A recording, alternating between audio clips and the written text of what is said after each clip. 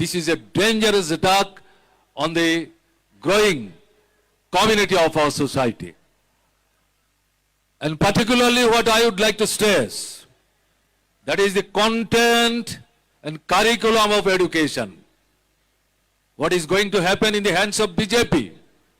RSS is dictating and controlling everything with their ideological standing. What is the objective of education? From our childhood, we used to learn, listen.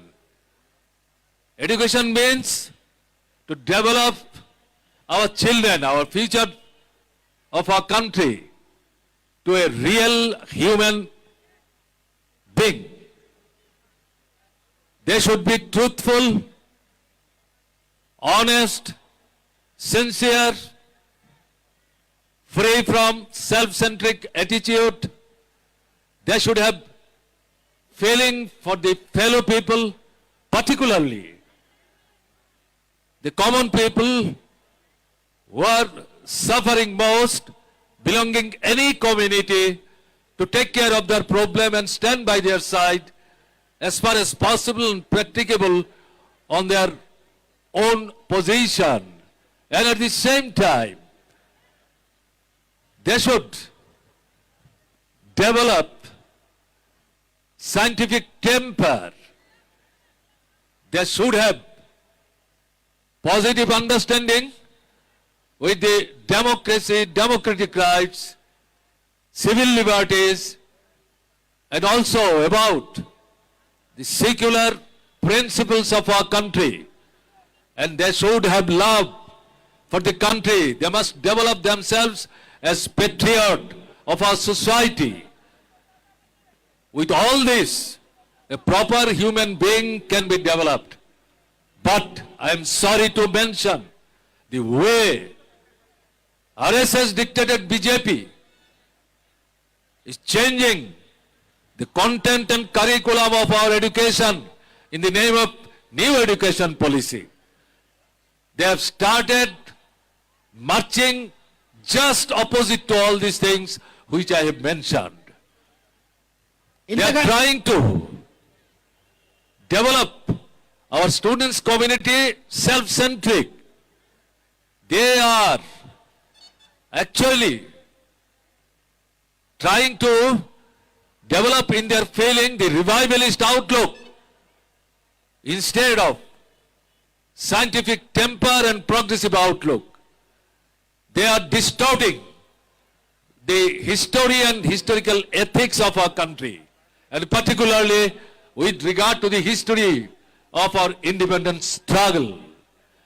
So if all these things are there in the content and curriculum of our education, how our boys and girls will be able to develop himself or herself as a real human being? You have to think of all these things. This education policy is completely destructive against the interest of the country and its nation. Should this education policy is allowed to implement, this should be prevented. This should be prevented, and the government of India should be forced to withdraw this destructive education policy.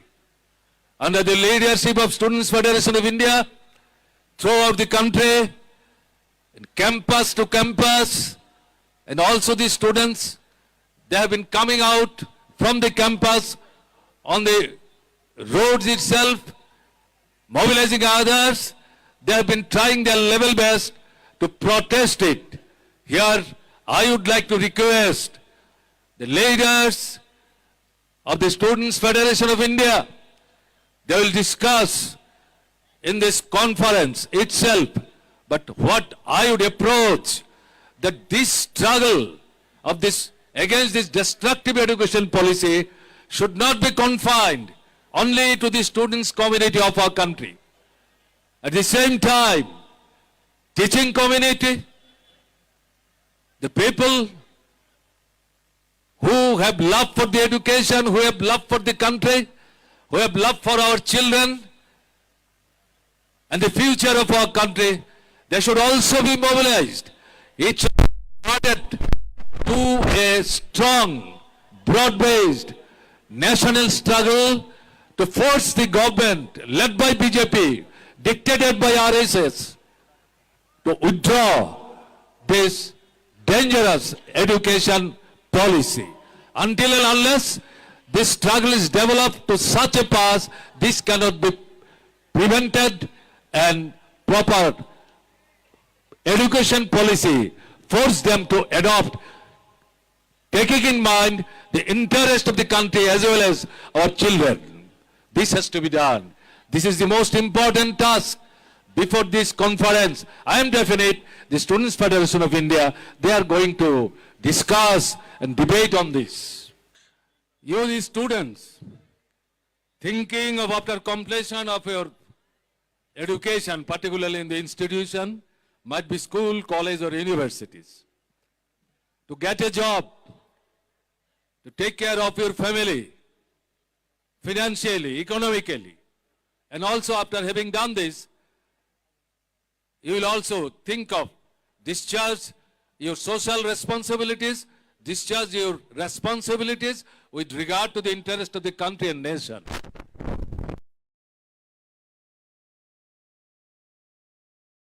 In 2014, the present Prime Minister, before becoming Prime Minister, in the Parliament campaign, election campaign, he promised every year if they are getting elected in the government of India, 2 crores new jobs will be created. So now, already, they have elapsed 6 years. So, by this time, it should have been 12 crores, 13 crores. What is your experience? Now, even in the last parliament election 2019, the present Prime Minister did not utter a word about his first promise of creation of new posts, taking care of the problem of the unemployed youth, whom they misled during 2014. Where is job? The younger generation of our country, particularly under the leadership of Democratic Youth Federation of India, together with SFI, state to state, they have started raising the voice. Where is my job? Provide job. I want to construct my country. I love the country like my mother, but you are not using my working capacity, strength, and love for the country.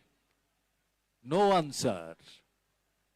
Lakhs and lakhs of government posts are lying vacant.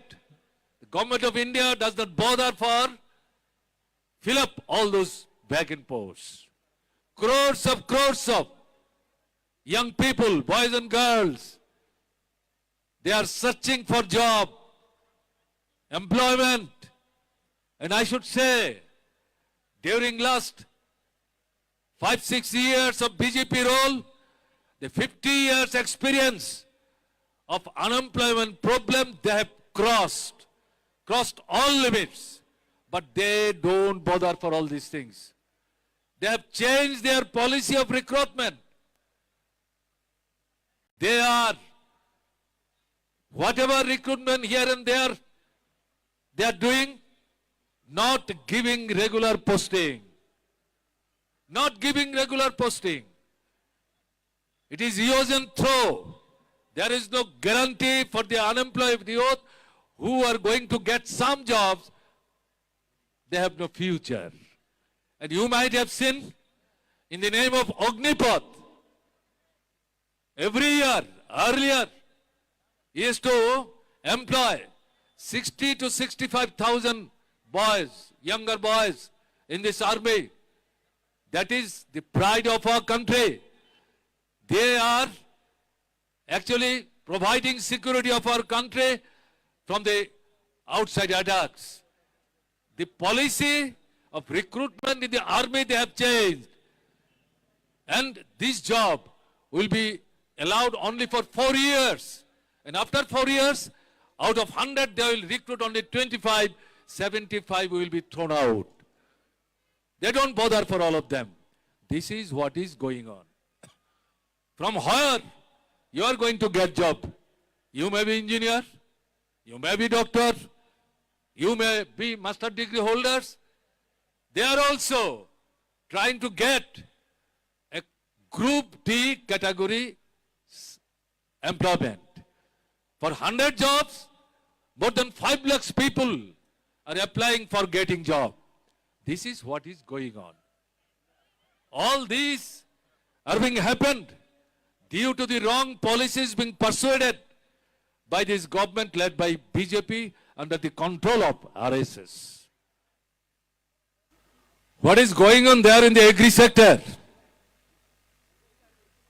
And also in the trade union sector, where I am dealing this, I like to mention this because lion part of our children who are going to school, thinking of going to school, they are the boys and girls of peasantry, farmers, workers and working people. In agriculture sector, you have watched after the independence of our country, historical struggle was led by the farming community of our country in front of the political capital of our country, that is Delhi. 1 year long, thousands and lakhs of farming community people, they have gathered, not only in Delhi, throughout the country. Ultimately, at one point of time, Prime Minister of India was forced to bow down his head and committed to take care of their problem. But what he is doing now, he has cheated them. He has not implemented any one of his commitment. Now again, the farming community, peasantry, they have started their struggle, coming out of their house and mobilizing in the field, and the advanced section of this student of this farming community, they are going to organize their conference like you, the SFI here in Hyderabad. They are going to Kerala to organize their conference to choke out their future course of action, that is struggle. The government of India, they are not helping the poorest of the poor peasants. Not quality seeds, fertilizer, pesticides, irrigation, financial help. Moreover, above all, they are not getting supporting price of their produce. In that way, thousands and lakhs of people who have been working in the agricultural sector, getting frustrated, they have started leaving this sector and searching for another job and income for their livelihood. If this is allowed to continue, what will be the future of our country? Who will provide us our food? But government of India does not bother for all these things. Trade union people, all their democratic rights, trade union rights, with large chunk of those they earned even during before independent struggle of our country from the hands of unwilling Britishers. And after independence, they have added some more of their demands. But now, one after another, more than 42 of their democratic rights, trade union rights, all these have been snatched.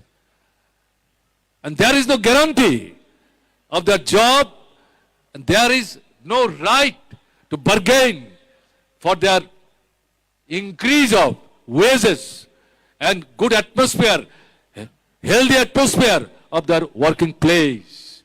Rather, the government of India, BJP government, they are more interested to take care of the interest of corporate house, monopoly capital.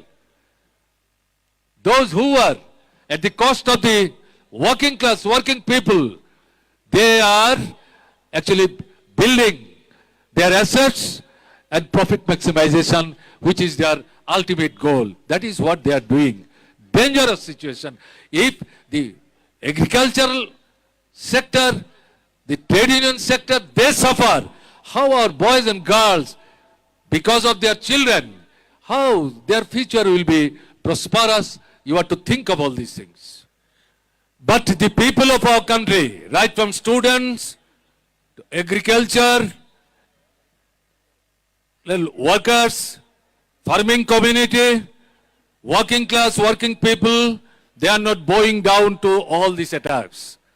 Rather, they are countering, organizing themselves in the field of struggle, one after another, to weaken it, to divide it, to misdirect it, to mislead them. The BJP-led government at the center, they have adopted divide and rule policy on the basis of religion, caste, creed. And particularly, they are trying to create division between the Hindus and Muslims, Hindus and Christians, Muslims and Christians. It's a very dangerous move. But despite all these things, people are not bowing down. Rather, they are trying their level best to organize themselves with new vigor. So now, the government of India, they have started attacking democracy, democratic rights, civil liberties, secular fabrics of our country, and particularly the constitution of our country. This is the gift of our independence struggle. And in this constitution, some organizations have been built, those who can move independently, including election commission and judiciary. The government of India, they are trying to even influence them and create trouble for their independent activities. You have been observing all these things.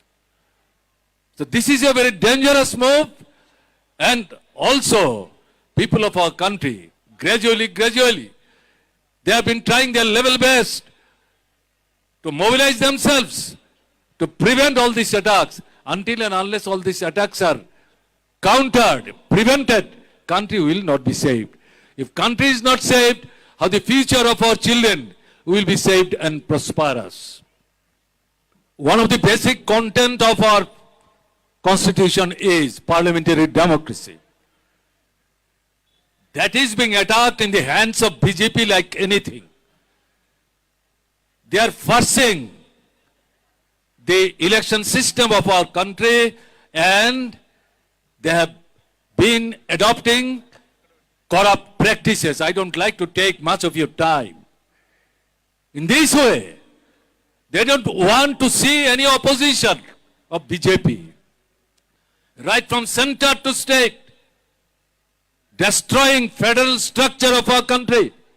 That is also another important basic content of our constitution related to democracy. They are destroying it. They are moving towards one party dictatorial role. Content is fascistic. No doubt about it.